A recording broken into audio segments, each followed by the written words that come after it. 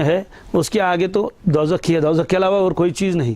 اس لیے آپ نے فرمایا حجبت النار بالشہوات، دوزخ کے ارد گرد یہ ساری چیزیں، یعنی یہ دوزخ کے کام ہیں. جو آدمی میں مشغول ہو جاتا ہے اور اسی میں چلا واپس نہیں آیا، آگے جا کر وہ دوزخ میں چلا جائے گا. تو منافقین کو جب بتایا جاتا تھا کہ بھائی اسلام یہ چیزیں سکھاتا ہے، تو ادھر سے تو وہ تھوڑے سے راغب ہو جاتے تھے اسلام کی طرف، لیکن جب دیکھتے تھے کہ اس میں تو یہ پریشانیاں ہیں ہمارے لیے، یعنی ہمارا جی نہیں چاہتا ہے، اس سے وہ واپس آتے تھے. تو دو مثالیں دی اللہ تبارک تعالیٰ نے.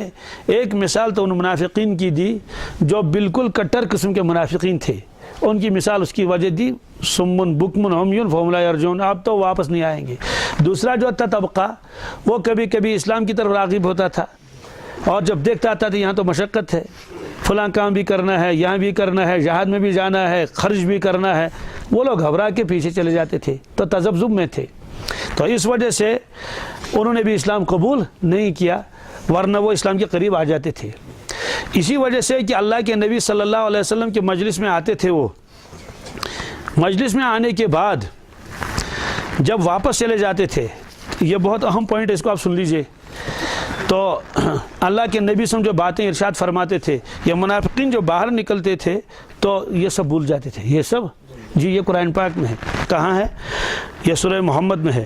وَمِنْهُمْ مَنْ يَسْتَمِعُ إِلَيْكَ، ان منافقین میں سے کچھ ایسے بھی ہیں جو کان لگا کر سنتے ہیں آپ کی بات، یعنی کان رکھتے ہیں آپ کی بات کی طرف.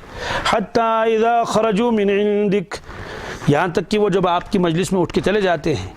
قالوا للذین اوتوا العلم ماذا قال آنفا، قالوا تو کہتے ہیں للذین اوتوا العلم، صحابہ سے پوچھتے ہیں، علم والوں سے پوچھتے ہیں، ماذا قال آنفا، حضرت کیا فرما رہے تھے ابھی، حضرت ابھی کیا فرما رہے تھے. اس کا مطلب تو یہ ہے کہ وہ چیزیں ان کے ذہن میں رہتی ہی نہیں تھی، بھول جاتے تھے. صحابہ کرام تو یاد رکھتے تھے. ایک مطلب تو یہ ہے گویا بطور مذاق کے کہتے تھے کہ ہم تو ان کی باتوں کو تو زیادہ دھیان سے سنتے نہیں، ویسے مجلس میں شرکت کر لیتے ہیں. ہے وہاں کیا فرموئی موت وہیں سے مرودی نہیں زیادہ دھیان ہکن بہت سے بدلس خیالس، یہ ہے. بہرحال یہ تو ہے.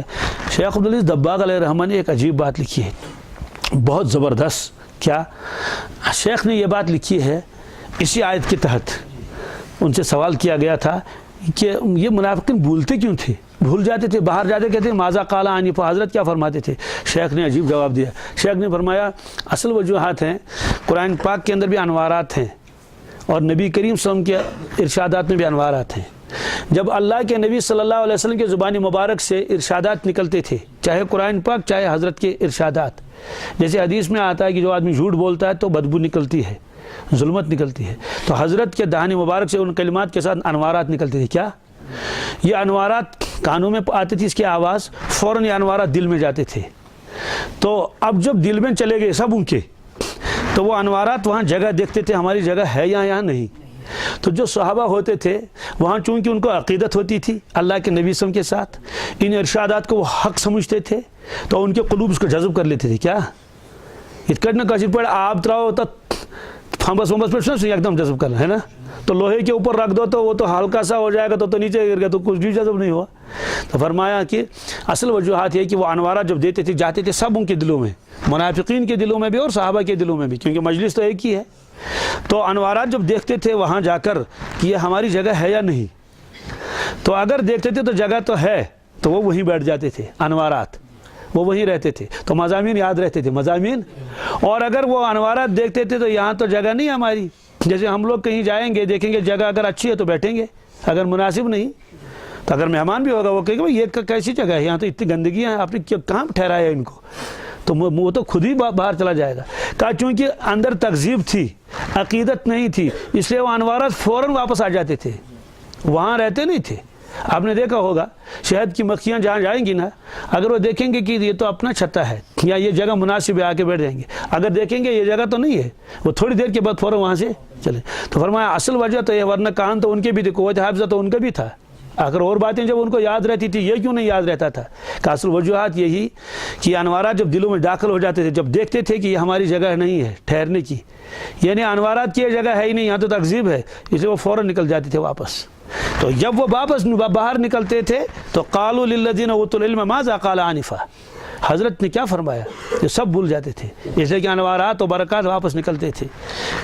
اسی لیے یہ ہے اگر کہیں بیان بھی ہو رہا ہو کیا کتنا بھی بڑا بزرگ ہو تو اگر بیٹھنے والے کو عقیدت ہے تو بہت نفع پہنچے گا، اور اگر بیٹھنے والا کہتا ہے وہ بوزوں ہنس دلیلہ تھی کیا ونی، اس کو اس کے ساتھ کوئی عقیدت نہیں ہے، وہ اس کو غلط سمجھتا ہے، مطلب اس کے مزاج کا نہیں ہے، تو وہ تو سن تو لے گا وہ، لیکن ظاہر سی بات ہے وہ نفع اس کو نہیں پہنچے گا، اس لیے کہ اس کے باتوں کے لیے اس کا قلب جو ہے وہ محفوظ نہیں کرے گا، وہ جائے گا تھوڑا سا یاد رہے گا، وہ چلا گیا جیسا آیا تھا ویسا چلا گیا، یہ فرمایا۔ تو یہ باتیں یاد کیوں نہیں رہتی ہیں؟ اللہ تعالیٰ فرماتے ہیں اولئک الذین طبع اللہ علی قلوبہم واتبعوا اہواءہم، فرماتے ہیں دلوں میں یہ باتیں کیا رہتی ہیں، ان پہ تو مہر لگ چکی ہے، اس لیے کہ اندر کوئی چیز ہی نہیں جاتی تھی۔